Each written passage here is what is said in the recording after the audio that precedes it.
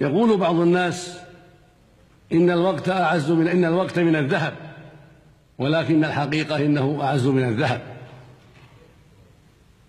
فالذهب قد يستغنى عنه،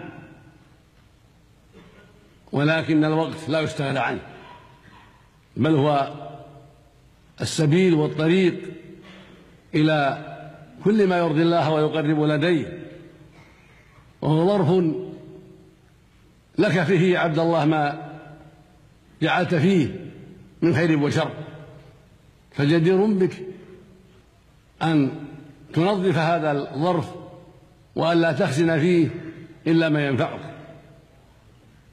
فالليل والنهار مطيتان وخزانتان يخزن فيهما الخير والشر، ويوصلان العبد إلى النهاية، فجدير به أن يصونهما وأن يحفظهما وأن لا يخزن فيهما إلا ما ينفعه من قول أو عمل.